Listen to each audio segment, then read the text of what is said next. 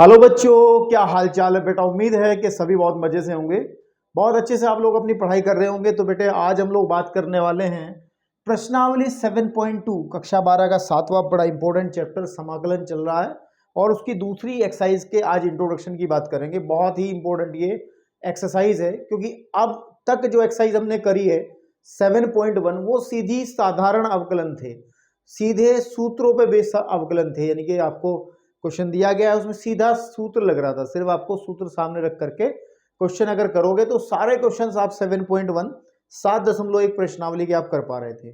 अब हम लोगों को पढ़ना क्या है, अब हमें पढ़ना है बेटे कि समाकलन की कुछ स्पेशल विधियां पढ़नी है, समाकलन के कुछ मेथड पढ़ने हैं कि किस किस तरीके से हम लोग समाकलन कर सकते हैं। आपकी किताब के अंदर 3 तरीके के समाकलनों के बारे में चर्चा हुई है, जिसमें सबसे नंबर 1 का होता है प्रतिस्थापन द्वारा समाकलन, ठीक है। दूसरा होता है आंशिक भिन्नों में वियोजन के द्वारा समाकलन और तीसरा होता है खंडस समाकलन। तो अभी के इस लेक्चर के अंदर 7.2 के अंदर बेटे हम लोग ये पहली विधि समझेंगे, सीखेंगे क्या है। और मैं आपको एक बात बता दूं कि प्रतिस्थापन जो विधि है ये केवल अपने आप में एक विधि नहीं है, ये मोस्टली सभी जितने आगे क्वेश्चंस होंगे, आगे की विधियां हैं उनमें ये काम में आएगी। तो मतलब प्रतिस्थापन सब्स्टिट्यूशन का जो मेथड है ये वाला तरीका, ये आपके समाकलन को मतलब समाकलन के आगे क्वेश्चंस में, मोस्टली क्वेश्चंस में ये इस्तेमाल होगा आगे की तरफ। तो अगर इसको अच्छे से नहीं समझोगे तो फिर आगे से आपको दिक्कतें होंगी। चलिए अब हम बात करते हैं बेटे, शुरू करते हैं बस अपने इस टॉपिक को, ज़्यादा दिमाग नहीं लगाते कि क्या है प्रतिस्थापन द्वारा समाकलन। बहुत ध्यान से आप लोग देखेंगे, बस आपसे एक रिक्वेस्ट जरूर है सभी बच्चों से कि आप लोग अपने सामने सूत्र जरूर रखें, है ना। वैसे तो याद करने बहुत जरूरी है, मेरा मानना यह है कि आप अगर लिखते हो, देखते हो उनको, है ना, सामने जब क्वेश्चंस करते हो तो आप उनको लिखते हो, है ना। जब भी आप सूत्र अप्लाई करो उस बार लिख के देख लो तो वो अपने आप याद हो जाएंगे आपको। तो लेकिन फिर भी सूत्रों को सामने रखें, सूत्र याद करें। और अभी के लिए चलते हैं अपने टॉपिक पर, ठीक है। तो प्रतिस्थापन द्वारा समाकलन क्या है इस बारे में बात करते हैं। चलिए आपको मैं एक फॉर्मूला कह रहा, जरा फॉर्मूला देखो, एक उदाहरण से समझाऊंगा मैं। आप मुझे बताइए कि साइन एक्स का एक्स के सापेक्ष समाकलन कितना होगा। तो आप सभी को पता है, अगर जिनको सूत्र याद हो अच्छी बात है, जिनको याद नहीं हो देख के देख सकते हैं कि इसका होता है माइनस के कॉस एक्स प्लस के सी। अब तक ऐसे ही इस्तेमाल करते आए। या अगर हम लोग एक क्वेश्चन और देखें इधर की तरफ कि हमारे पास में आ गया इंटीग्रेशन करना है मेरे को e की घात x dx का, तो आपको पता सर e की घात x ही आएगा, ठीक है ना, प्लस के c, है ना, यही आएगा। और भी बहुत उदाहरण में ले सकता हूँ, सारे सूत्र हैं। लेकिन मेरे बेटे अब हम बात करते हैं प्रतिस्थापन की जरूरत कहाँ पड़ती है। इस मेथड को बहुत ध्यान से समझना है आपको। प्रतिस्थापन का मतलब क्या है, देखिए यहां तक कोई दिक्कत नहीं थी, मोस्टली सभी बच्चे तुरंत इसका आंसर लिख देंगे कि अगर आपके पेपर सामने पेपर में आया कि सर साइन एक्स का समाकलन कीजिए तो सब कह देंगे सर माइनस के कॉस एक्स प्लस सी, और भाई साहब एक नंबर हो गया पक्का, ठीक है। लेकिन देखो कहां पर प्रॉब्लम आती है, अब आप देखिएगा। यदि आपको कहा जाए कि सर समाकलन करके दिखाओ, यहां पे एक्स ना हो करके ना कुछ और हो जाए, कुछ और का मतलब जैसे मैंने कहा यहां पर 5x आ जाए dx, अब बताओ क्या होगा। कहोगे सर साइन 5x का समाकलन करो, x का तो ये होता है। तो बहुत सारे बच्चे कहेंगे इसमें सर ज्यादा प्रॉब्लम होनी नहीं चाहिए। वैसे सर देखो साइन x का माइनस के कोस x प्लस सी है, तो साइन x का जो होगा वो हो जाएगा माइनस के कॉस 5x और प्लस के c। कुछ बच्चे तो ये कहेंगे सर आंसर आ गया, बिल्कुल ठीक बात है। और वो अपनी नॉलेज के हिसाब से सही बात कर भी रहे हैं, क्योंकि अब तक हमने इतनी बात आपको बताई है, इसके आगे तो आज बताएंगे प्रतिस्थापन, ठीक है। कुछ कहेंगे, कुछ बेचारे अवकलन के सताए हुए जिनको चेन रूल छोड़ नहीं रहा होगा, श्रृंखला नियम जिनको छोड़ नहीं रहा होगा, वो कहेगा सर एक काम कर लो, इसको एक्स मान के हमने समाकलन कर लिया और इसका अलग से समाकलन कर देते हैं, मतलब जैसे चेन रूल लगाते थे उसके अंदर। लेकिन नहीं, वो सब नहीं होगा। आपको यहां समझना है, आपको यहां आपको किससे करना है, सब्स्टिट्यूशन से करना है, प्रतिस्थापन से करना है। अब ये क्या है देखिए, मैं इस क्वेश्चन के माध्यम से आपको समझाऊंगा ये क्या है। छोड़ दो इसको, इसको ये छोड़ दो, ये गलत है, ये बिल्कुल गलत है। तो मैं दोबारा लिखता हूँ। मेरे पास में एक क्वेश्चन है कि साइन 5x का समाकलन करो। तो देखो अब यहाँ पर ध्यान से देखना आपको, शायद हम लोग अगर इसको कुछ कह दें, जैसे हम लोग बात कर ही रहे थे, ठीक है ना, अगर बाई चांस इसको मैं साइन इसको कुछ कह दूं, जैसे मैं टी कह दूं इसको, मोस्टली हम जो प्रतिस्थापन के क्वेश्चंस करेंगे उसमें हम जब भी किसी भी चीज को मानेंगे कुछ तो टी ही इस्तेमाल करेंगे। तो यहाँ पे अगर मैं बात कर लूँ कि माना, अगर मैं इसको इस चर को किसी अन्य चर में बदल दूं, 5x को मैं किस में बदल दूं, टी में बदल दूं, तो आप कहोगे सर साइन टी हो जाएगा, और साइन टी का समाकलन हम कर सकते हैं सीधा, फिर तो फॉर्मूला बन ही जाएगा वो वाला, है ना। फिर तो यहाँ दिक्कत ही कुछ नहीं है। अभी दिक्कत क्या है, यहाँ तो देखो तंदुरुस्त साइन एक्स है, यहाँ पर बेचारा बीमार साइन एक्स है, क्योंकि पेट में जो है दिक्कत है, पेट में 5 आ गया, इस 5 ने प्रॉब्लम कर दी। तो कोई दिक्कत नहीं है, अब हम लोग ऑपरेशन करेंगे इसका और प्रतिस्थापन विधि समझेंगे। सूत्र बनाने में जो भी चीज बाधा बन रही होगी, इस सूत्र को लगाने में 5x बाधा बन रहा है, तो बेटे इसको आप t कह देंगे। क्या कह देंगे, t। बहुत ध्यान से देखनी है स्टेप। अभी मैं आपको बहुत आराम से इसको समझाऊंगा, फिर इसको हम डायरेक्ट यूज करेंगे, है ना, क्वेश्चंस के अंदर हम इसको डायरेक्ट यूज करेंगे। फिर यहाँ पे क्या करना है हम लोगों को, यहाँ पर t के सापेक्ष अवकलन करना, बहुत ध्यान रखना है, t के सापेक्ष, ठीक है बेटा, हमें t के सापेक्ष अवकलन करना है। क्या करना है, अवकलन। बहुत डिटेल से बताऊंगा अभी थोड़ी देर के लिए, क्योंकि बहुत आराम से बताऊंगा, क्योंकि ये चीज बहुत इंपॉर्टेंट है, बहुत डायरेक्ट इस्तेमाल करेंगे, इतना ज्यादा नहीं लिखने के जितना आप लिखेंगे। जब हम t के सापेक्ष अवकलन करेंगे तो आ जाएगा d बटे डी टी ऑफ 5x बराबर d बटे डी टी ऑफ t, मतलब अवकलन का सारा ले रहे हैं। अवकलन क्या कहता है बेटे, 5 बाहर आ जाएगा, यहां आ जाएगा dx बटे dt, है ना, 5 बाहर आ गया तो dx बटे dt। x का अवकलन थोड़ा ही करना। आप लोग ऐसी समस्याओं का शिकार तो नहीं हो कि d बटे dt एक्स स्क्वायर लिखा है और x लिखा है और कहोगे सर इसका तो 1 हो गया। भैया बहुत पागलों वाले काम है ये, क्योंकि अवकलन हम लोग t के सापेक्ष कर रहे हैं। अगर यहाँ पे t होता तो हाँ बिल्कुल 1 हो जाता, लेकिन यहाँ पे x है तो x का अवकलन हमें नहीं पता, हम तो सीधा लिखेंगे क्या, केवल dx बटे dt, dx बटे dt लिखेंगे, ठीक है भैया। अब ये देखो t का अवकलन t के सापेक्ष, t में t के सापेक्ष क्या चेंज हो रहा है, 1 ले लेंगे हम लोग इसको। अब सीधी सी बात है, यहां से आपको केवल dx का मान निकालना है प्रत्येक सवाल में, तो dx हमारा बराबर हो जाएगा, इस dt को उधर ले जाएंगे dt, और ये 5 चला जाएगा भाग में, तो 1 बटे 5 dt। तो दो चीज हमारे मेन काम की है, एक तो ये और एक ये, ठीक है। अब देखो अब कैसे सवाल अटेम्प्ट करना है। अब इसको पहले तो आप कर लेंगे आई मान लेंगे, आई मतलब इंटीग्रेशन आई। अब सवालों को आई मान के करेंगे, जैसे हम लोग सवालों को अवकलन में y बराबर मान के करते तो यहाँ पर आई मान के करेंगे। तो अब हमारा आई कैसा बन जाएगा, ध्यान से देखो, इंटीग्रेशन मैं लिखूंगा साइन, और बेटा इस 5x की जगह क्या आ जाएगा, t आ जाएगा, बिल्कुल ठीक बात है। और dx का मान भी निकाल रखा है, 1/5 dt, 1/5 dt, ये 1/5 कांस्टेंट है, बाहर आ जाएगा। एक बात बहुत ध्यान रखनी है आपको कि जिस भी चर का फलन है उसी के सापेक्ष समाकलन होना चाहिए।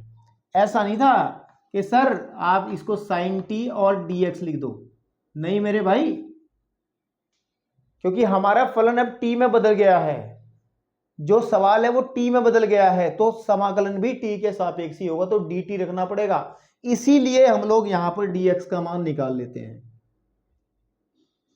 ये अभी आपको बहुत बड़ा काम नजर आ रहा होगा, ये काम आपको अभी बहुत बड़ा काम नजर आ रहा होगा, लेकिन आपको मैं 100% कहूं, जब आप इस एक्सरसाइज से निकल लोगे ना, तो ये सिर्फ आपका 2 सेकंड का काम है। आप इतने स्टेप करोगे नहीं, आप डायरेक्ट कहोगे, क्या कहोगे, सर मैंने 5x को t मान लिया था, सर मैंने 5x को t मान लिया था, 5 बाहर आ गया, x का dx होता है, t का dt होता है, बताइए, सीधा यहाँ आ जाओगे, सीधा यहाँ आ जाओगे। मतलब आप dx का मान निकालोगे सर 1/5 dt। अभी बताऊंगा टेक्निक, बताऊंगा आपको याद करने की सारी, अभी सिर्फ खोल के बताने की कोशिश है, क्योंकि शुरुआत है ना, तो मैं चाहता हूँ किसी प्रकार का कोई कन्फ्यूजन ना रहे। अब मेरे भाई कोई दिक्कत ना है, अब कोई दिक्कत ना है। 1/5 साइन टी का क्या होता है भैया, माइनस के कॉस टी, माइनस के कॉस टी, है ना, और प्लस का सी, ऐसा लिख लेंगे हम लोग। तो आ जाएगा -1/5 कॉस टी। अब लास्ट में आकर को आपको टी को वापिस एक्स में कन्वर्ट करना है, क्योंकि आंसर तो हमें एक्स में देना पड़ेगा। टी तो हमारे द्वारा पैदा की गई चीज़ है यार, उसमें आंसर थोड़ा दे देंगे। तो टी का मान कितना है, 5x है, और प्लस का सी। तो ये इसका सही आंसर है, ये बेटा इसका सही आंसर है कि 1/5 कॉस टी एंड ये सी। मुझे नहीं पता कितना समझ में आया, मैंने एक आध और एग्जाम्पल लेके अपनी तरफ से आपको समझाता हूँ दोबारा से। सपोज कर लो इस बार इस तरीके का सवाल है, हमें क्या कहा कि सर e की पावर 3x dx है, बताइए सर क्या होगा। तो आप कहोगे सर e की पावर x का तो e की पावर x होता है, तो यही सब्स्टिट्यूशन लगा लेंगे। ये बिल्कुल सही तंदुरुस्त आदमी है, लेकिन यहां पर इसके सर में प्रॉब्लम दर्द है, ठीक है। तो हम लोग क्या कर लेंगे, इस 3x को कुछ मान लेंगे। तो हमने इस सवाल को i बराबर इंटीग्रेशन कुछ कह दिया है, ठीक है।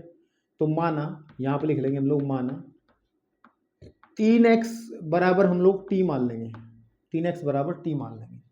और इतना करने की जरूरत नहीं है, वैसे इतना करोगे ना, देखो क्या करोगे, यहां पे लिखोगे x के सापेक्ष, सॉरी t के सापेक्ष अवकलन करने पर ये सब लिखोगे आप,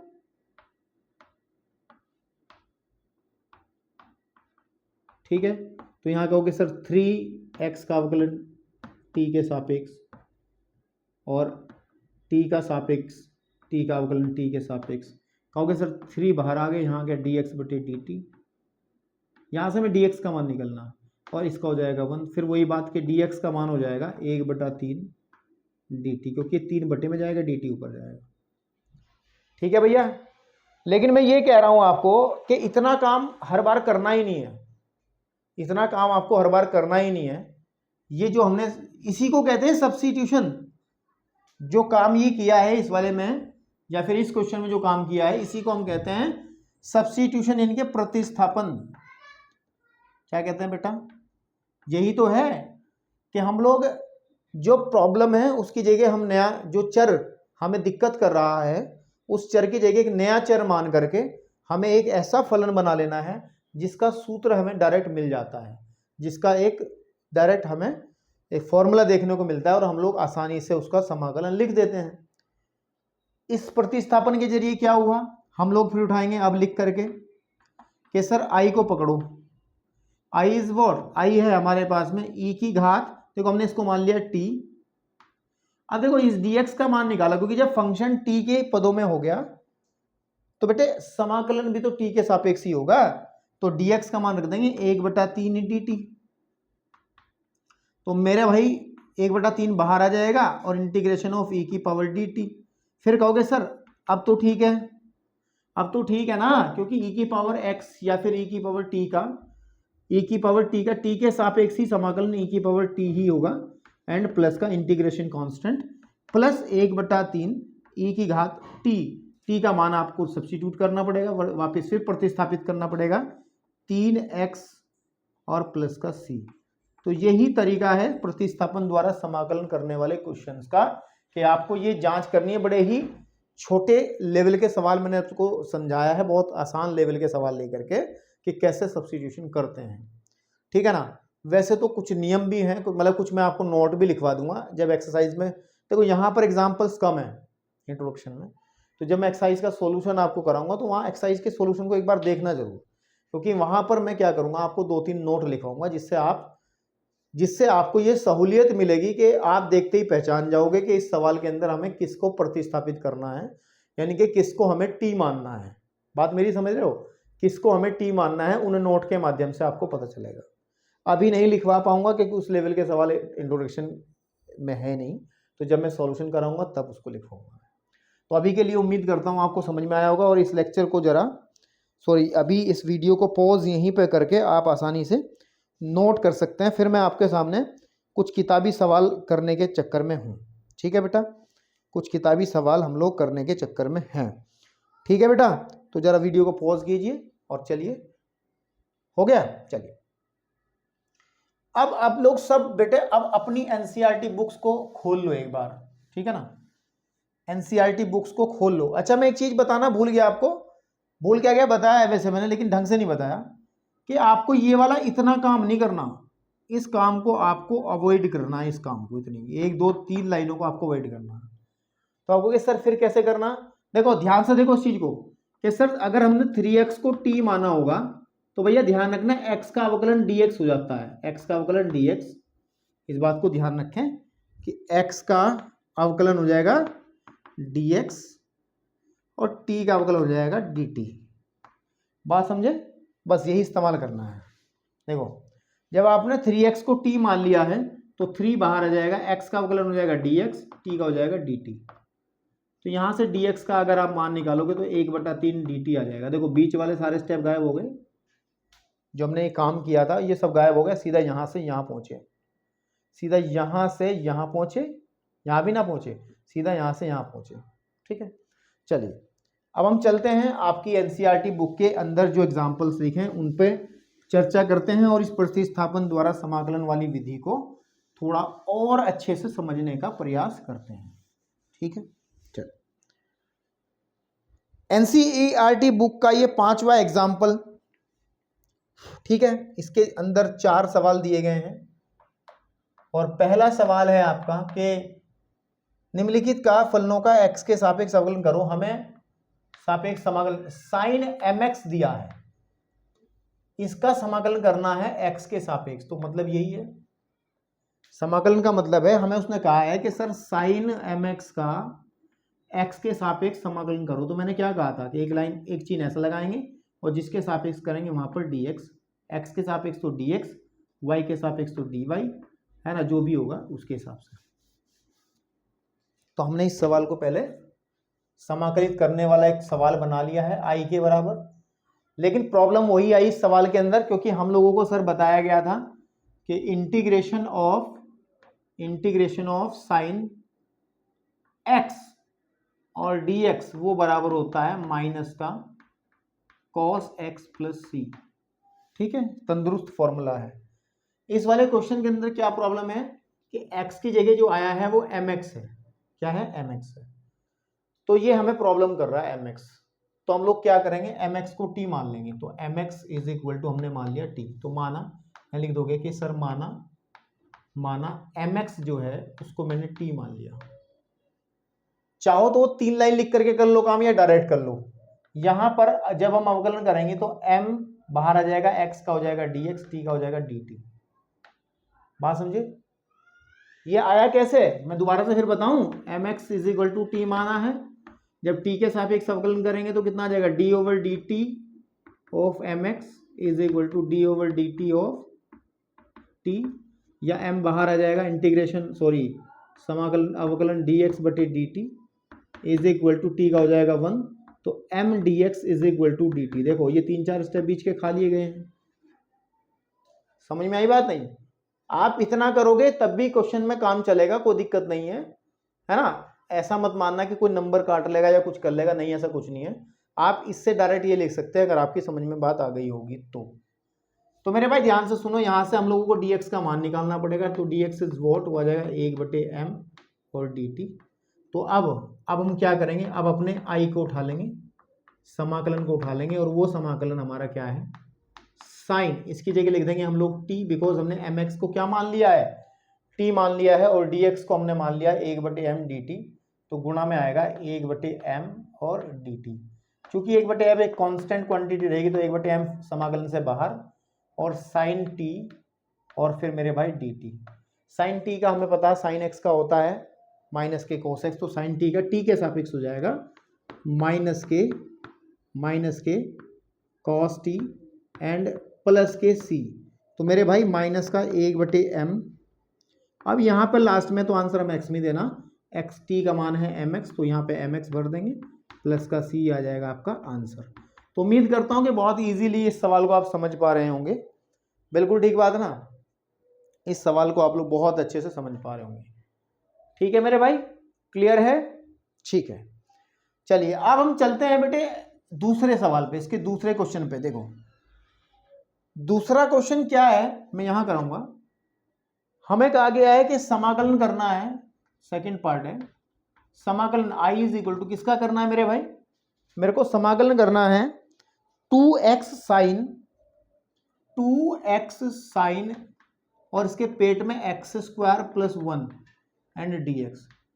देखो इस प्रतिस्थापन समाकलन में क्या, पूरे समाकलन के अंदर एक बहुत इंपॉर्टेंट बात होती है, बहुत खास बात होती है, और वो खास बात क्या होती है बेटा कि आपको क्वेश्चंस को पहचानना आना चाहिए। दिस इज द मतलब ये सबसे बड़ी कला है। जो बच्चा जितनी जल्दी सवाल को पहचान लेगा वो उतनी जल्दी इसमें काम शुरू कर देगा। सही बात है। और जिस बच्चे को यही समझ में नहीं आएगा कि किसको टी मानना है, किसको क्या करना है, तो उसमें प्रॉब्लम आएगी। ठीक है ना। तो अब जैसे कि मैं तो बहुत बार निकल चुका हूं सवालों से, मुझे तो इतनी कोई प्रॉब्लम नजर आ नहीं रही है, लेकिन आप लोगों के लिए है। आप सोचोगे सर इसमें तो दो फलन है, एक तो एक्स है और एक साइन वाला है, तो बस कुछ मजा नहीं आ रहा। ठीक है ना। तो देखो ध्यान से, देखो फॉर्मूला साइन के पेट में प्रॉब्लम है, इसी को पहले मान के देखो कि माना, ध्यान से देखना मैं जो कर रहा हूं।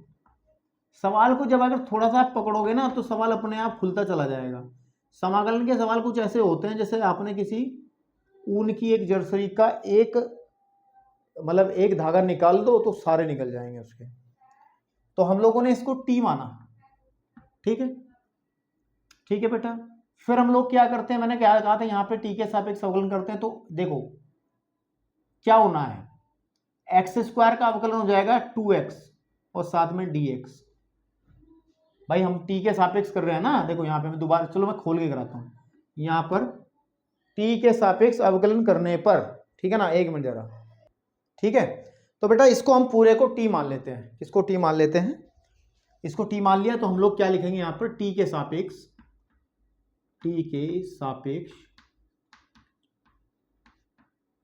अवकलन करने पर। ठीक है जी, करने पर। अभी थोड़ा सा समय लगेगा आपको सीखने में, कोई दिक्कत नहीं है, लेकिन अगर आप थोड़ा सा ध्यान दोगे, प्रैक्टिस करोगे तो बहुत इजीली समझ में आएगा। एक्स स्क्वायर का डी बटे डी एक्स हम लोग करेंगे बेटे डी बटे डी टी करेंगे, टी के सापेक्ष कर रहे हैं तो एक्स स्क्वायर का प्लस डिफ्रेंशिएट करेंगे हम लोग टी के सापेक्ष 1 को, और बेटे डिफ्रेंशिएट करेंगे हम लोग टी के सापेक्ष किसको, टी को। बिल्कुल ठीक बात है। अब देखो एक्स स्क्वायर का वैसे तो होता है क्योंकि 2x हो जाएगा, लेकिन हम लोग टी के सापेक्ष कर रहे हैं तो चेन रूल लगेगा, तो हम लोग x का अवकलन दोबारा करना पड़ेगा टी के सापेक्ष। इसका 0 हो जाएगा इज इक्वल टू हमारा ये 1 हो जाएगा। तो यहां से आप dx बटे dt बराबर हो जाएगा किसके, 2x dx बटे dt बराबर हो जाएगा 1 के। यहां से dt को उधर लेके चले जाओ तो 2x dx बटे dt जो है। और अब देखो, अब देखो कितनी मजेदार बात हुई है, मैं अब दिखाता हूं आपको। एक बड़ी इंपॉर्टेंट चीज ये निकल करके आई है और एक बड़ी इंपॉर्टेंट चीज हम मान के चले थे। तो अब हम अपने सवाल को आई को उठाएंगे। देखो मेरे भाई, अब अपने सवाल आई को उठाएंगे मेरे भाई। हम लोग क्या करेंगे, देखो ध्यान से, मैं भी नहीं लिख रहा हूं उसको, यही तो सवाल है मेरा, यही तो मेरा सवाल है। एक्स के सापेक्ष अवकलन कर रहे हैं, समाकलन कर रहे हैं इसका। अब देखो ध्यान से, इंटीग्रेशन, याद रहे कि हमने इसको तो टी माना है। देखो 2x और dx इन दोनों की गुणा को हम क्या कहेंगे, देखो 2x और dx बराबर dt, तो इन दोनों की जगह तो क्या आ जाएगा बेटा, dt आ जाएगा, और इसकी जगह लिख देंगे t। तो इसका मतलब ये हो जाएगा कि sin t, क्योंकि इसको हमने t माना है, और इन दोनों की जगह आ जाएगा dt। बताओ कितना सरल हो गया। इस प्रतिस्थापन से, इस सब्स्टिट्यूशन से जो हमने कार्यक्रम किया है कितना आसान हो गया। तो हम लोग क्या करेंगे बेटा, i इज इक्वल टू आ जाएगा, i इज इक्वल टू आ जाएगा साइन टी का होता है माइनस के कॉस टी एंड प्लस के सी। देन बेटा आप लोग क्या करोगे, इसमें कॉस टी की वैल्यू भर दोगे क्योंकि एक्स स्क्वायर प्लस 1 है, प्लस का सी, तो आपका आंसर मिल जाएगा। ठीक है, मैं आपको जब सॉल्यूशन कराऊंगा, क्योंकि यहाँ पर्याप्त, जैसे इस क्वेश्चन के अंदर है, इसमें x की घात 2 है, x की घात 1 है, तो मैं आपको एक नोट लिखवाऊंगा कि अगर किसी भी सवाल के अंदर आपको दिखाई दे कि x की घातों में 1 का अंतर है, x की घातों में कितने का अंतर आवे, 1 का। देखो यहाँ पर 1 घात है, यहाँ पर 2 घात है। अगर किसी सवाल के अंदर आपको दिखाई देता है कि x की घातों में 1 का अंतर है, तो ध्यान रहे आपको बड़ी घात को t मान लेना है। जैसे हमने देखा बड़ी घात वाले हिस्से को हमने t मान लिया। क्योंकि अवकलन के अंदर घात घट जाती है, घात शुरू में घात में से एक कम फॉर्मूला, तो घात कम हो जाती है तो एक कम होती है, तो इसका मतलब सीधी बात है, मुझे पहले ही दिख गया था कि अगर मैं इसको टी मान लूंगा और इसका जब अवकलन करूंगा तो ये अपने आप एडजस्ट हो जाएगा। ये वाला जब मुझे दिख गया था पहले कि जब मैं इसका अवकलन करूंगा तो ये अपने आप ही एडजस्ट हो जाएगा, क्योंकि एक्स स्क्वायर का अवकलन 2x होता है, तो ये कहीं ना कहीं एडजस्ट हो जाएगा। इसी तरीके से आपको बेटे समझना है कि किसको टी मानना है। अभी बहुत कन्फ्यूजन माइंड में रहेंगे, उम्मीद करता हूँ कि मैं क्लियर कर पाऊँ, है ना। मैं पूरी आशावादी हूँ कि मैं क्लियर कर पाऊँ, बाकी आपको समझ में आ जाए तो बहुत बढ़िया। तो इसको नोट करो जरा। एक और बहुत बढ़िया सा एग्जाम्पल इन्होंने लिखा है थर्ड, ठीक है बेटा, थर्ड एक एग्जाम्पल हो रहा है, फोर्थ का थर्ड पार्ट, ठीक है। अच्छा एक बात और सुनो, इस वाले पोर्शन को फिर से अवॉइड अगर करना चाहते हो आप, ये वाली लाइनें गायब करनी चाहते हो, कहां से, ये वाली लाइनें, आप इतना काम नहीं करना चाहते तो इसकी जगह क्या करेंगे, आपने क्या करा, इसकी जगह एक्स स्क्वायर प्लस 1 को आपने क्या माना था, टी माना था। देखो डायरेक्ट देखना कैसे करेंगे। एक्स स्क्वायर का पहले लिखोगे आप अवकलन क्या होता है, एक्स स्क्वायर का अवकलन सर 2x होता है, और साथ में लगा देंगे dx, क्योंकि टी के सापेक्ष कर रहे हैं तो चेन रूल के हिसाब से एक्स स्क्वायर लिखेंगे। एक्स स्क्वायर का हो जाएगा कितना, 2x dx, 1 का हो गया 0 और t का हो गया dt। कहां पहुंचे, सीधा कहां पहुंचे। अगर ये चीज समझ में आ रही है तो इसके साथ साथ एक दो तीन चीजें और याद रखो।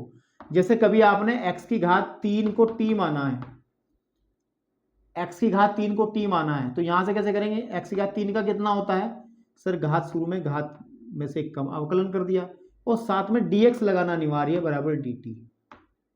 नहीं तो अगर आप इसको प्रोसीड करोगे पूरा का पूरा तो फिर आपकी 3-4 लाइन भी लगेंगी, है ना। बात वही है, कभी आपके सामने दिखे कि साहब सर हमने x की घात 10 को t मान रखा, x की घात 10 प्लस 3 को t मान रखा, तो क्या करेंगे, इसका क्या होगा 10 x की घात 9, साथ में dx लगा देंगे, इसका अवकलन 0 लिखने की जरूरत नहीं, इसका अवकलन dt हो जाएगा।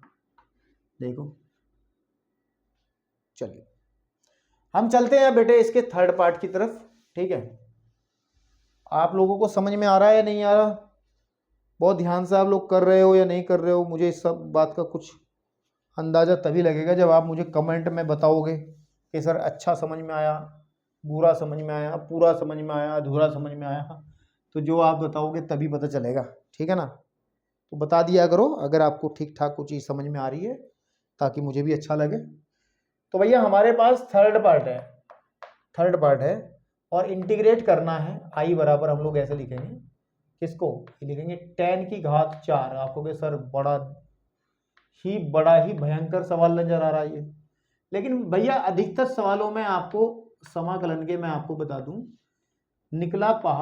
खोदा पहाड़ और निकली चूहिया वाला केस बनेगा, ठीक है। मतलब सवाल बहुत बड़ा दिखाई देगा, जैसे ही आप उसमें प्रतिस्थापन लगाओगे, कुछ किसी को टी मान करके उसे छोटा करोगे तो आप कहोगे सर ये हो गया।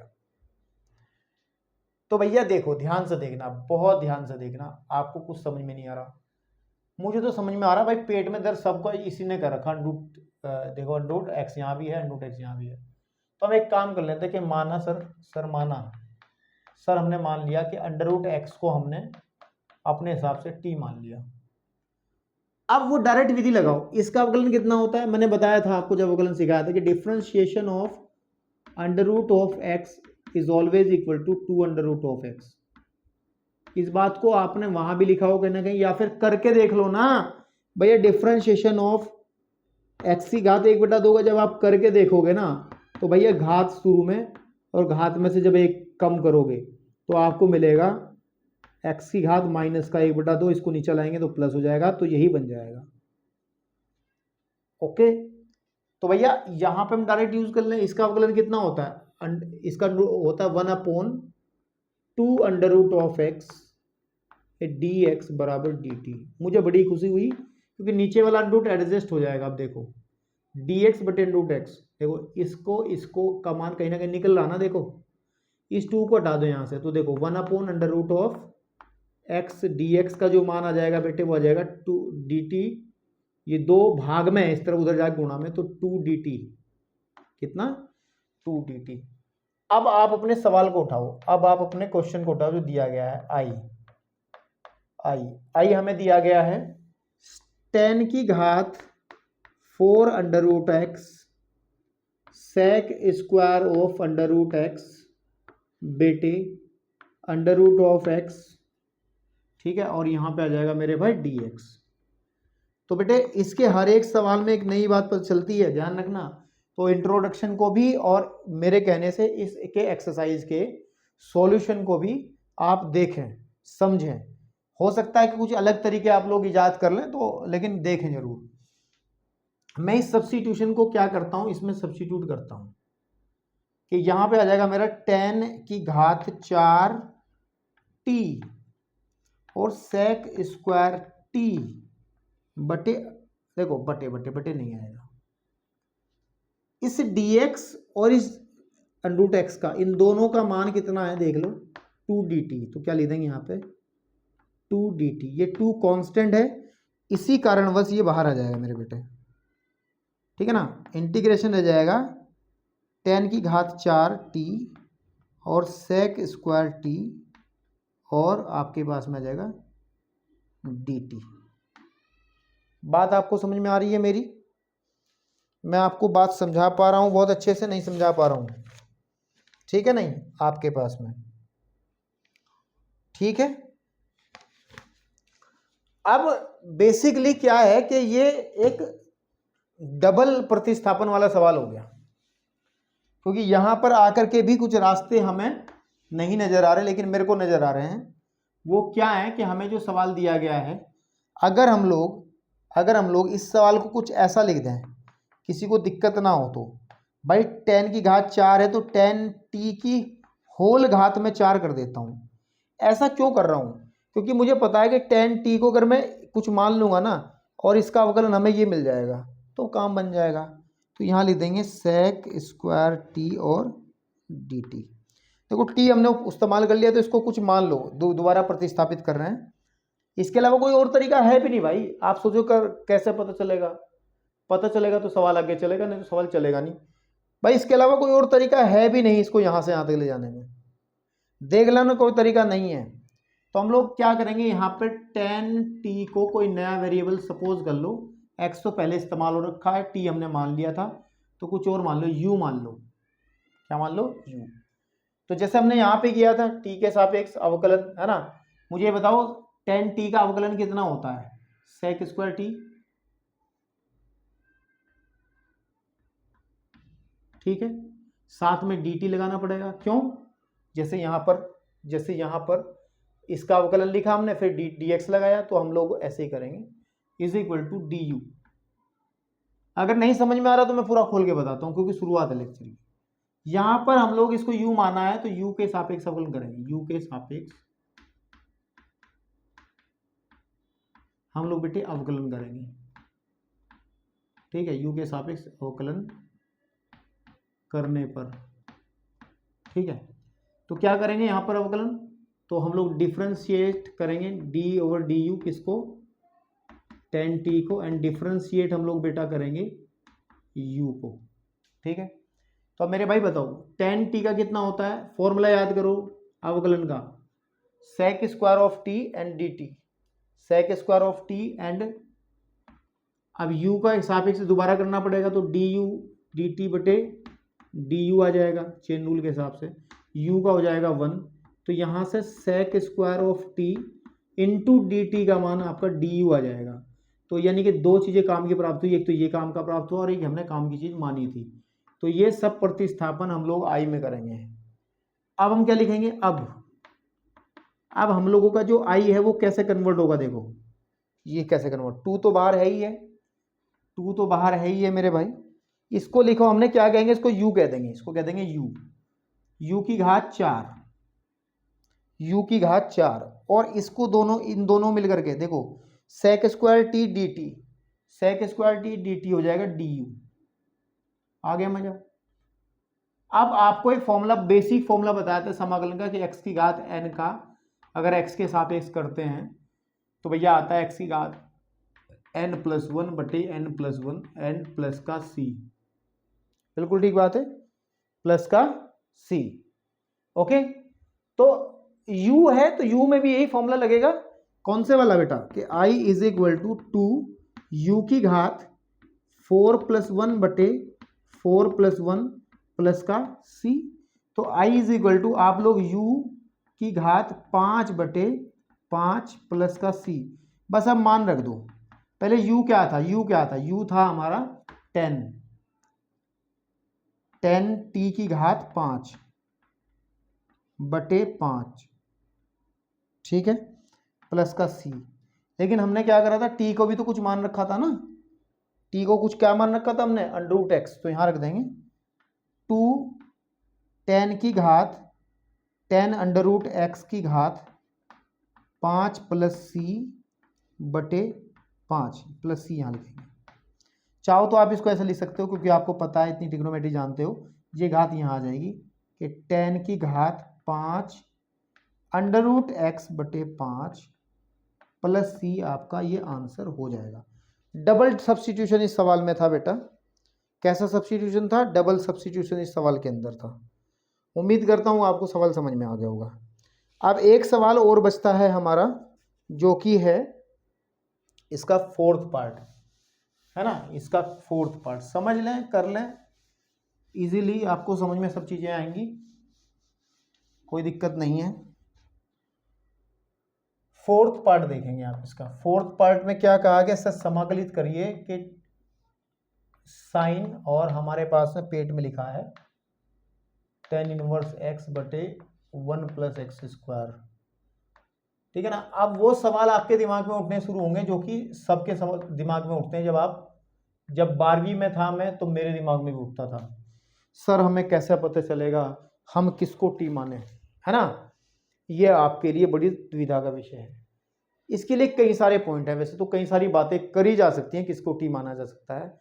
सबसे पहली बात तो बीमारी देखो आप, किसको प्रॉब्लम हो रही है। हमें दिख रहा है कि साइन के पेट में दिक्कत है, तो साइन के पेट में रखा हुआ है tan इनवर्स, तो इसको टी मान लें, इसी को टी मान लें।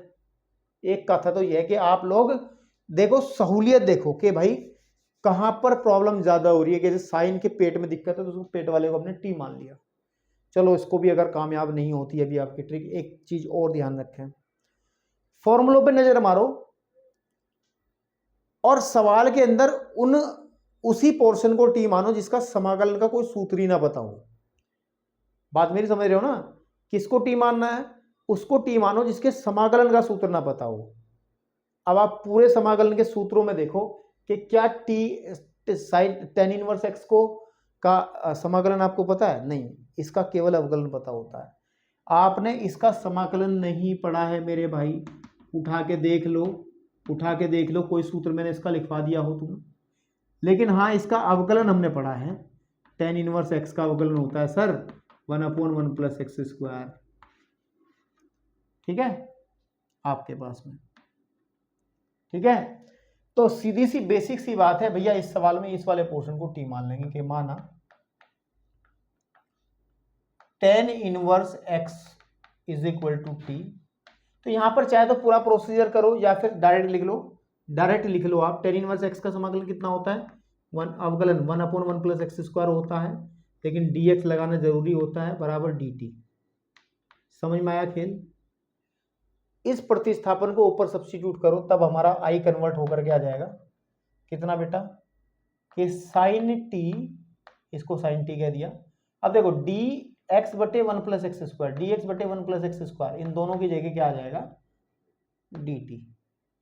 और sin t का अवकलन समाकलन कितना होता है, माइनस के cos t + c, और i = आ जाएगा, t का मान रख देंगे cos के पेट में tan inverse of x plus का c। आंसर, बिल्कुल आंसर है ये वाला। क्लियर है मेरे भाई, चाहो तो इसका अवकलन करके देख लो, यही मिलेगा 100%, मैं आपको दावा कर सकता हूं। ठीक है, तो ये हो गया आपके पहला एग्जाम्पल करने में बड़ा समय मैंने खर्च किया है। अब आगे की तरफ अगर आप बढ़ोगे एनसीईआरटी किताबों के अंदर, तो प्रतिस्थापन समाकलन के जरिए प्रतिस्थापन समाकलन का यूज करते हुए समाकलन के जितने फॉर्मूले आपने लिखे हैं, उन फॉर्मूले में कुछ फॉर्मूले और ऐड हो जाएंगे। मतलब आप लोगों ने देखा होगा कि आपको सर tan x का समाकलन नहीं पता होता, इसका कोई फॉर्मूला नहीं पता होता। ना ही आपने देखा कि सर कोट एक्स का कोई फॉर्मूला बता दो मुझे, होता हो तो। इसका भी नहीं हमने देखा, ना ही हमने फॉर्मूला देखा बेटा सेक एक्स का dx, और ना ही हमने फॉर्मूला देखा कोसेक एक्स का। तो ये चार फॉर्मूले नई चीज आपके सूत्रावली में ऐड हो रही है। सूत्र जो आपने लिखे हैं वहां पर इनको चारों को और जगह दे दीजिएगा, इनके क्या सूत्र होते हैं, क्योंकि इन सूत्रों का सत्यापन हम लोग खुद से कर सकते हैं, कोई बड़ी बात नहीं है।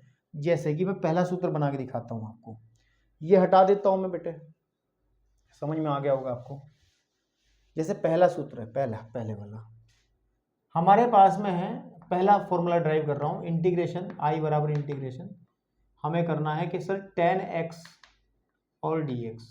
तो भैया एक बात सुनो मेरी, एक बात ध्यान, इसको मैं लिख सकता हूं sin x बटे cos x।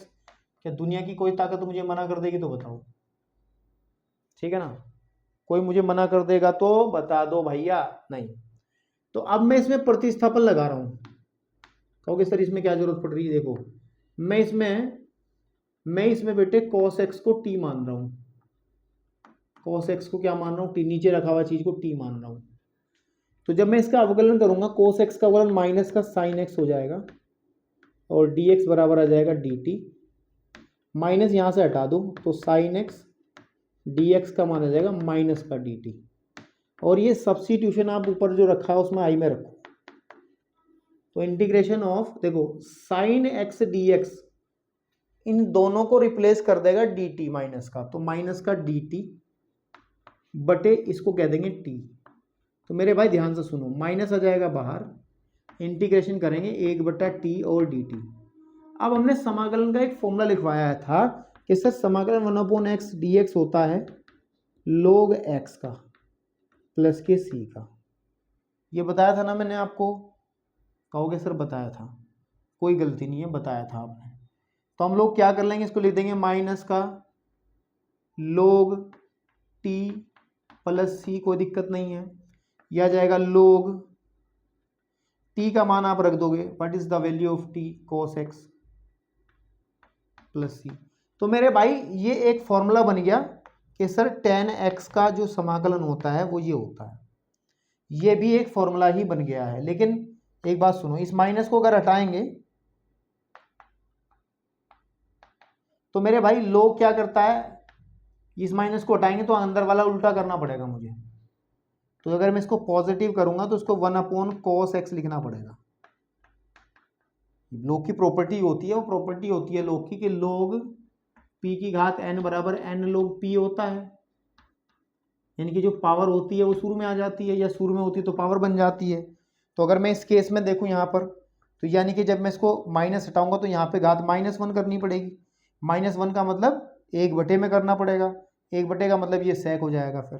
तो हम लोग कहेंगे कि सर tan x का जो समाकलन है वो है हमारे पास में log sec x plus c। तो आज के बाद मेरे भाई ये ध्यान रखें, आज के बाद मेरे बेटे, मेरे प्यारे बच्चों ध्यान रखें,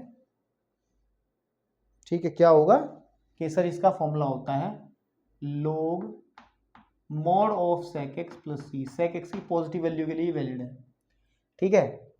इसी तरीके से आप अगर इसके बारे में बात करोगे तो उसका फॉर्मूला हो जाएगा log sin x plus c।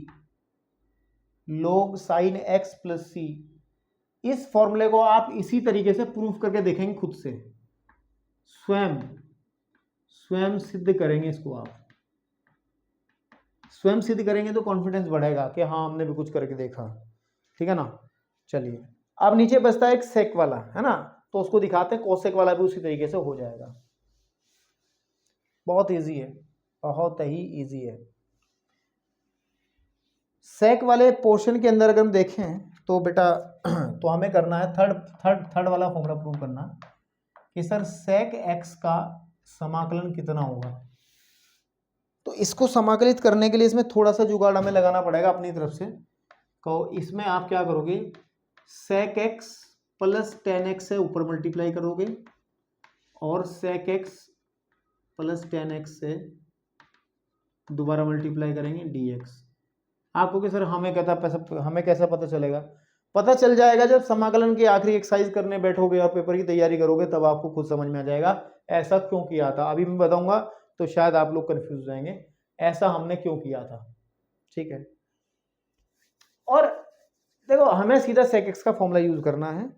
Proof तो इसलिए देख रहे हैं ताकि हमें और टेक्निक समझ में आ जाए। देखो बड़ा इजी है, बड़ा ही इजी है। अब अगर आप ध्यान दोगे तो क्या इजी है, मैं इसको क्या करता हूं, थोड़ा सा और सिंपल करता हूं। आई इज इक्वल टू, तो मेरा जो आई बन जाएगा वो हो जाएगा, मैं सेक की मल्टीप्लाई कर रहा हूं अंदर, सेक स्क्वायर एक्स प्लस के सेक एक्स और टेन एक्स बटे सेक एक्स और टेन एक्स और dx। तो अब मैं नीचे वाले को देखो t मान रहा हूं। आप होगे सर क्यों, देखो नीचे वाले को t मानूंगा, सेक एक्स का अवकलन होता है sec x tan x, tan x का होता है ये, तो मजा आ गया। सही बात तो यह है कि सेक एक्स प्लस हम लोग अगर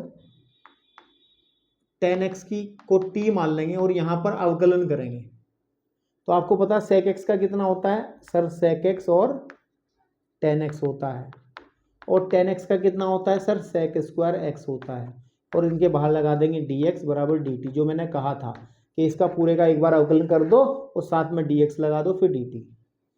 अब सवाल में आ जाओ, आई में सेक स्क्वायर, देखो इस पूरे पोर्शन की जगह ये जो एक दो तीन पद हैं, ये एक दो तीन, इनकी जगह dt आ जाएगा बटे आ जाएगा t। तो आई इज इक्वल टू आ जाएगा 1/t का समाकलन होता है log t प्लस सी, और तो i इक्वल टू आ जाएगा log t की वैल्यू आप लोग रखेंगे, क्या है t की वैल्यू भैया, sec x plus ten X plus C. मतलब इसका फॉर्मूला बन के आया log sec x plus ten X plus C. इस वाले का फॉर्मूला आप खुद से लिखेंगे और उस वाले फॉर्मूले को मैं लिख देता हूं आपके सामने वैसे, लेकिन आप इसको अपने आप से ही प्रूफ करेंगे, बहुत इजीली आपको समझ में आएगा। इसका फॉर्मूला होता है log, सेम ऐसे ही प्रूफ करना है जैसे मैंने ये करा है, log x माइनस के cot x और प्लस का c। इंटीग्रेशन कांस्टेंट हमेशा लगता ही है ना। चलिए अब बेटा हमारे पास कुछ एग्जाम्पल्स और हैं, 3 एग्जाम्पल हैं। इन 3 एग्जाम्पल करने के बाद हम लोग बिल्कुल तैयार रहेंगे अपनी एक्सरसाइज के क्वेश्चंस को अटेम्प्ट करने के लिए। तो जरा 1 मिनट लगेगी आपको, जो नोट करने की चीज़ इसको नोट कर लो, मैं भी आपके सामने प्रस्तुत होता हूँ। ठीक है बेटा, ओके। चलिए बेटा एग्जाम्पल नंबर 6 का ये फर्स्ट पार्ट है, हमें समाकलित करना है क्योंकि प्रतिस्थापन के अंदर तो प्रतिस्थापन ही होगा, इसके अंदर कुछ ना कुछ जुगाड़ हमें बनाना पड़ेगा। साइन की cube x cos square x का हमें समाकलन करना है। बहुत देखो ऐसा नहीं है कि आप लोग बिल्कुल, ठीक है ना, बिल्कुल रिलैक्स हो जाएं कि बहुत इजी सवाल है। सवाल इजी तब है अगर आप लोग सवाल को पहचान पाते हैं, तो आपको ये अगर आइडिया हो जाता है कि कैसे इसको मुझे मतलब मैनिपुलेट करना है तो वो इजी है, कोई दिक्कत नहीं है। लेकिन कुछ लोगों के, कुछ क्या अधिकतर बच्चों के साथ प्रॉब्लम ये होती है कि वो सवाल को सामने लिख करके बस बैठ जाएंगे और उनके दिमाग में वो बात आएगी ही नहीं जो उसको करनी है। थोड़ी बहुत त्रिकोणमिति के सूत्रों का बहुत प्रयोग आपको पता है पूरे गणित में होता है, तो बेटे उसके सूत्र भी सामने रखें, जो हमने लिखवाए हैं बहुत अच्छे से सारे फॉर्मूले, वो भी कहीं ना कहीं यूज हो जाएंगे इसके अंदर। जैसे मैं क्या कर रहा हूँ, यहाँ घात 3 है तो मैं लिख रहा हूँ यहाँ पे साइन स्क्वायर ऑफ एक्स और कॉस स्क्वायर ऑफ एक्स, और मैं साइन एक्स को लिख दूंगा अलग से और dx। ऐसा क्यों किया जा रहा, मैं भी बताता हूँ क्यों किया जा रहा। देखो आई बराबर इंटीग्रेशन, आई बराबर इंटीग्रेशन, यहाँ पे आ जाएगा साइन स्क्वायर एक्स को, साइन स्क्वायर एक्स को हम लिख सकते हैं 1 माइनस के कोस स्क्वायर एक्स, और बाहर है कोस स्क्वायर एक्स और साइन एक्स dx। अब आप कहोगे सर ये क्या कर दिया आप, मैं क्या करता भाई, आपको जब फॉर्मूले याद नहीं है तो मेरी क्या गलती भाई। आपने ट्रिग्नोमेट्री की पहली सरसोमिका पढ़ी थी कि साइन स्क्वायर एक्स प्लस के कोस स्क्वायर एक्स बराबर 1 होता है, तो मैंने इसको सिर्फ कोस स्क्वायर एक्स का मान निकाला है 1 माइनस के, सॉरी मैंने तो सिर्फ साइन स्क्वायर एक्स का मान निकाला है 1 माइनस के कोस स्क्वायर एक्स। ठीक है, अब यहां पर हम एक काम कर सकते हैं कि माना आप प्रतिस्थापन कर लेंगे और मुझे दिख रहा है, मैं क्या करूंगा, मैं तो cos x को t मान बैठा, किसको मान बैठा, cos x को t। cos x का अवकलन कितना होता है, अवकलन कह रहा हूं ध्यान से सुनना, अवकलन माइनस के साइन एक्स होता है, लेकिन मैंने कहा था है ना साइन एक्स, और फिर आ जाएगा हमारे पास में डी एक्स और बराबर आ जाएगा डी टी। चाहे तो पूरी 3-4 लाइन लिख करके भी कर सकते हो, फिर वही पहुंचोगे, इस माइनस को उधर पहुंचाओ तो साइन एक्स डी एक्स बराबर आ जाएगा, माइनस हटाएंगे तो माइनस से पूरे में गुणा करनी पड़ेगी, तो माइनस माइनस प्लस, यहाँ प्लस माइनस माइनस और डी टी। ऊपर आ जाओ, तब हमारा आई,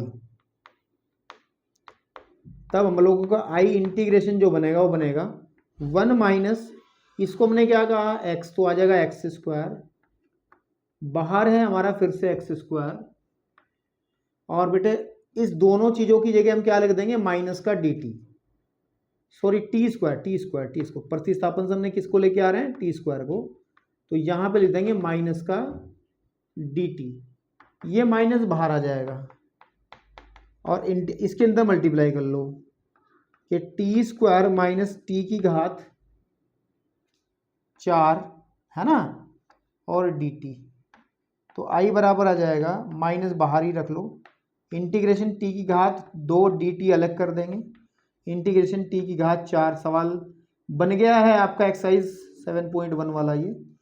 अब देखो आई बराबर इंटीग्रेशन माइनस का क्या फॉर्मूला, बेसिक फॉर्मूला होता है कि सर एक्स की पावर एन का हम लोग जब समाकलन करते हैं तो एक्स की पावर एन प्लस 1 बटे एन प्लस 1 प्लस का सी, तो भैया यहाँ पे आ जाएगा टी की घात 2 प्लस 1 बटा 2 प्लस 1 माइनस टी की घात यहाँ पे आ जाएगा 5 प्लस 1 बटा 5 प्लस 1 प्लस का सी।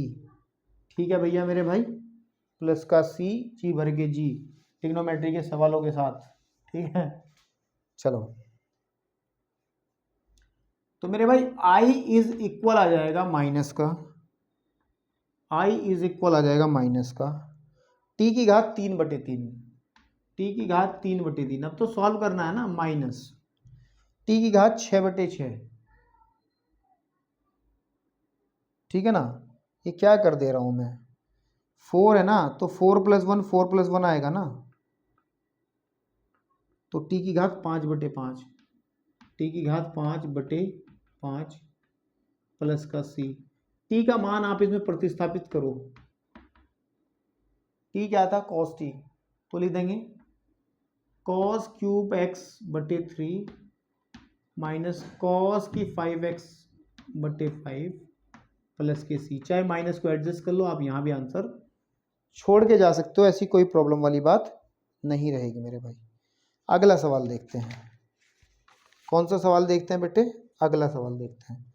और अगले सवाल पे तो मैं ये कहना चाहूँगा आपको, अगले सवाल पे तो मैं ये कहना चाहूँगा कि इस पे वेरी वेरी और super super very very super super important लगा लो, ठीक है।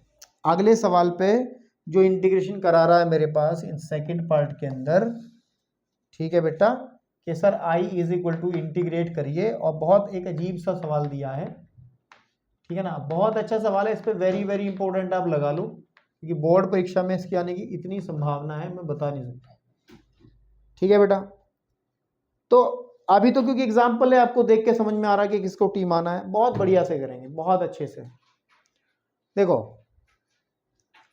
प्रॉब्लम कर रहा है मेरे को x + a ही प्रॉब्लम कर रहा है, तो मैं क्या करता हूं कि माना मैं x + a को ही बेटा t भर देता हूं, ठीक है ना, और यहां से अगर मैं ऊपर वाले x का मान निकालूंगा, क्योंकि मुझे x का भी तो चाहिए, ऊपर वाला भी तो कन्वर्ट करना मुझे, वो t - a आ जाएगा, और यहां पर आप क्या करो अवकलन करो a के साथ t के सापेक्ष, तो x का तो dx आ जाएगा और t का हो जाएगा dt और a हो जाएगा खत्म 0। तो इस सब्स्टिट्यूशन को सवाल पे लेके आओ, तो आई बराबर आ जाएगा इंटीग्रेशन, देखो साइन इस x की जगह भर देंगे हम लोग t - a, क्या भर देंगे t - a बटे साइन a बटे साइन t, क्या बेटा इसको हमने क्या कह दिया था t, तो साइन t, और फिर dx की जगह आ जाएगा बेटा dt। अब देखो बड़ी आसानी से सवाल को आप उधेड़ दोगे, साइन t - a, एक फॉर्मूला हमने पढ़ा था टिग्नोमेट्री में, बेटे टिग्नोमेट्री बहुत इंपॉर्टेंट चीज है, x - y, वो होता था sine x cos y minus cos x sine y, इस फॉर्मूले को हमने बहुत अच्छे से यूज भी किया था, पढ़ा था। दो कोणों के अंतर वाला फॉर्मूला था।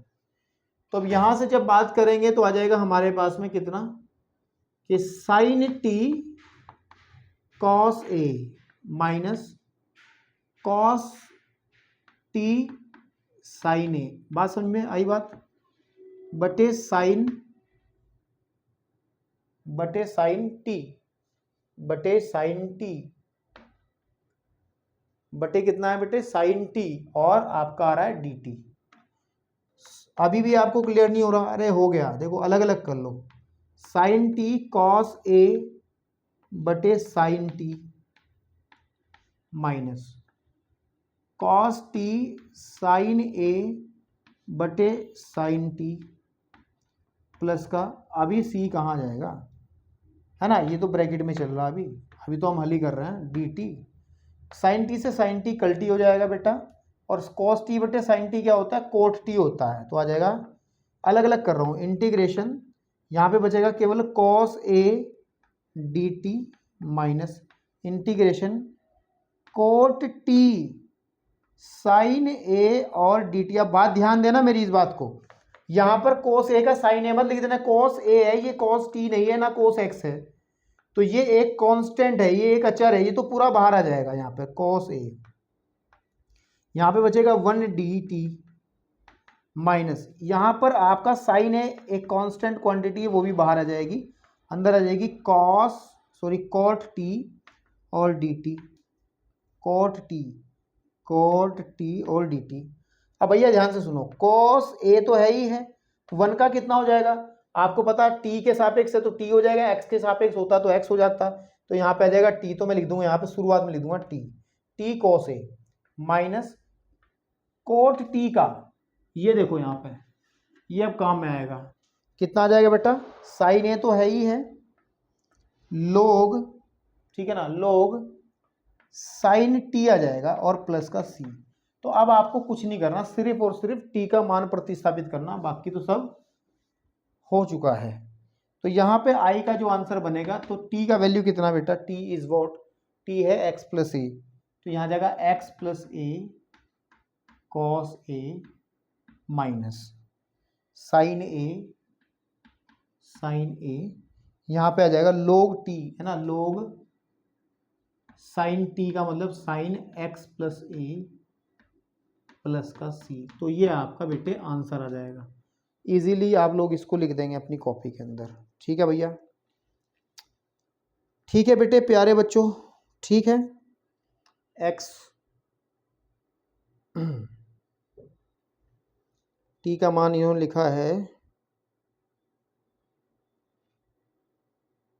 इन्होंने क्या कर रखा, देखो इन्होंने करा क्या, इन्होंने एक काम कर दिया इन्होंने, और इसकी मल्टीप्लाई कर दी अंदर, x cos A plus A cos A minus sign a, और साथ में क्या है बेटा, लोग साइन एक्स प्लस ए प्लस सी। अब देखो चूंकि ये भी एक कांस्टेंट क्वांटिटी, तो दो कांस्टेंट क्यों रखेंगे एक सवाल के अंदर, इसको मिलाकर कोई नया कांस्टेंट कह दो, तो उसने क्या करा, इसको यहाँ से भगा दिया, और इसकी जगह सपोज कर लिया हमने यहाँ पे के यूज कर लेते हैं, तो इसको भगाया जा सकता है, कोई समस्या नहीं है आंसर में। चलिए बेटे थर्ड पार्ट करते हैं, और मैं फिर से कह रहा हूँ इस एक्सरसाइज का सॉल्यूशन बहुत इंपॉर्टेंट होने वाला है, आप लोगों के लिए बहुत ज़्यादा ये सलाह है, बहुत इंपॉर्टेंट सलाह आपके लिए है कि आप लोग सॉल्यूशन देखें, मेरे कहने से पहली बार कह रहा हूँ सॉल्यूशन इस एक्सरसाइज का देखें। तो हमारे पास जो last example of this exercise के इंट्रोडक्शन का है वो है, इंटीग्रेट करना है मेरे को dx अपॉन 1 प्लस 10x। इस तरीके के सवाल बहुत देखने को मिलेंगे और बड़े इंपॉर्टेंट सवाल होते हैं ये, ठीक है बेटा, बहुत इजी सवाल है ये, बहुत ही इजी सवाल है ये। देखो कुछ ना समझ में आ रहा हो तो सीधी बात इसको साइन कोस में खोल लो, क्योंकि हमें एक बेसिक फॉर्मूला पता होता है कि tan x इज इक्वल होता है साइन x बटे कॉस x। तो भैया मेरे इधर आ जाओ, i बराबर इंटीग्रेशन और dx बटे 1 प्लस साइन x बटे कॉस x, ठीक है। देखो ध्यान से, आई बराबर इंटीग्रेशन, मैं एलसीएम ले रहा हूँ, तो dx बटे ये आ जाएगा यहाँ पर cos x plus sign x, और जो एलसीएम वाला cos x होगा उसको मैं ऊपर लिख दूंगा, कोई दिक्कत नहीं, गणित का इतना रूल हम लोगों को पता है। फाइनली बन क्या गया, integration of cos x upon cos x plus के sin x और dx। और अभी भी हम लोगों को, ठीक है ना, हम लोगों को कुछ ऐसा नहीं मिल रहा है जिसको हम t मान लें। ठीक है, हम लोगों को कुछ ऐसा नहीं मिल रहा है जिसको हम लोग t मान लें। इसमें थोड़ा सा एडजस्टमेंट करो। देखो आपको क्या करना है, जैसा नीचे है ऐसा ऊपर बनाओ। cos x में यहां पे मैं sin x जोड़ दूं, ठीक है बेटे, तभी तो बनेगा ये, लेकिन sin x घटाना भी पड़ेगा। बिल्कुल ठीक बात है। एक काम कर लो ना, sin x जोड़ दिया, साथ में cos x भी हमने जोड़ दिया, cos x हमने घटा दिया। रुक जाओ, कैसे एडजस्टमेंट करा जाए।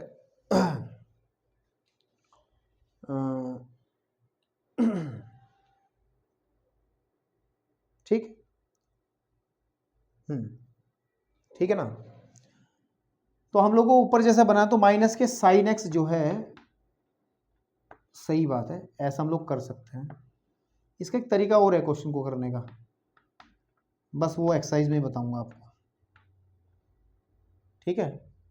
अभी अगर हम लोग इसको अलग अलग करते हैं तब भी मज़ा नहीं आ रहा, तो मैं एक काम करता हूँ, देखो अगर आपको ऐतराज ना हो तो मैं आपको एक काम करता हूँ, मैं यहाँ पे ना 2 लगाता हूँ।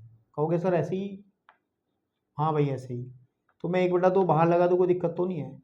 यानी कि 2 cos x हो गया, 2 cos x में से 1 cos x मैंने यहाँ रख लिया, और बेटा मैं एक काम कर रहा हूँ, 1 cos x को मैं लिख ले रहा हूँ यहाँ पर dx। उससे क्या होगा, ये एडजस्टमेंट से क्या होगा, इस एडजस्टमेंट से ये होगा, देखो मैं लिख रहा हूँ cos x plus sine x बटे cos x plus sine x. एक हिस्सा तो सवाल का ये बन जाएगा जो कि इजीली कट जाएगा और सॉल्व हो जाएगा, मतलब इस वाले पोर्शन को। दूसरा देखो, ऊपर से मैं माइनस कॉमन निकाल रहा हूं, तो यहां आ जाएगा sine x minus cos x बटे cos x plus sine x और dx। बिल्कुल ठीक बात है आपके पास में, इतना क्लियर है। और ध्यान दे 1/2 सबके साथ में चल रहा है, 1/2 वो सबके साथ में चल रहा है, ठीक है ना आपके पास में। ओके ठीक है जी। अब हम क्या करते हैं, देखो ये तो कट गया इससे, तो आ जाएगा आई बराबर इंटीग्रेशन 1/2 इंटीग्रेशन 1 dx हो जाएगा, जो कि x हो जाएगा माइनस, यहां पर देखो cos x plus sine x है और साइन एक्स माइनस के cos x dx, ठीक है ना आपके लड्डू। ठीक है, अब देखो जरा, इसमें साफ दिख रहा है, अगर हमने नीचे वाले को t मान लेता हूं, नीचे वाले का अवकलन ऊपर रखा है, तो हम लोग क्या कर लेते हैं कि माना cos x plus sine x को बेटे मैं t मान लेता हूं, तो जब इसका अवकलन करूंगा तो माइनस के साइन एक्स हो जाएगा, इसका तो cos x हो जाएगा, और ब्रैकेट लगा देंगे बेटा और dx लिख देंगे यहाँ बराबर dt। ठीक है, तो चाहो तो इसमें से माइनस कॉमन निकाल लो, तो अंदर जाएगा साइन एक्स माइनस के cos x dx बराबर dt। तो साइन एक्स माइनस के cos x और dx का जो मान है वो माइनस का dt आ जाएगा। इसको इसमें प्रतिस्थापित करो, तब हमारा जो i बनेगा, ध्यान से देखो 1/2 तो है ही है ऑलरेडी, बड़ा ब्रैकेट 1 का हो जाएगा x माइनस, इसमें नीचे वाले को हमने t माना है, तो देखो नीचे वाले को हमने पूरे को t मान लिया है, तो बटे में हमने t मान लिया है।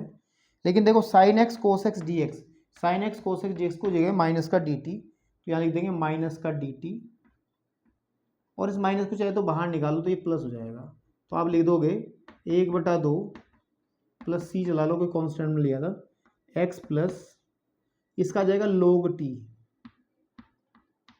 1/t का कितना होता है log t प्लस का c, तो 1/2 x प्लस log t का मान रख दो, जो कि t हमने माना था cos x plus sin x, cos x plus sin x और प्लस का c। यहीं पर आंसर छोड़ सकते हो, चाहो तो 1/2 के अंदर मल्टीप्लाई करके दिखा सकते हो आप लोग। तो इस तरीके से इस सवाल को आप लोग x/2, हाँ इन्होंने क्या करा है अंदर मल्टीप्लाई कर दी, x/2 फिर 1/2 फिर साथ में लिख दिया log, फिर लिख दिया cos x plus sin x। अगर c1 c2 का ड्रामा करके आप खाली c लिखते चले जाएं कोई प्रॉब्लम नहीं है। उम्मीद करता हूं कि आपको इंट्रोडक्शन की बातें समझ में आई होंगी, लेकिन अभी भी सवालों को करने की टेक्निक्स बहुत बाकी हैं। मैं फिर भी कहता हूं आपको सॉल्यूशन में ज़रूर आइएगा, सॉल्यूशन ज़रूर देखिएगा, क्योंकि उसके हर एक सवाल के अंदर एक ख़ास बात होगी और आपको कुछ नोट भी लिखवाने हैं जिससे आप क्वेश्चंस को पहचानने में आपको आसानी होगी। चलिए बेटा धन्यवाद। आज के बाद मतलब अगले लेक्चर में मिलेंगे आपको। धन्यवाद।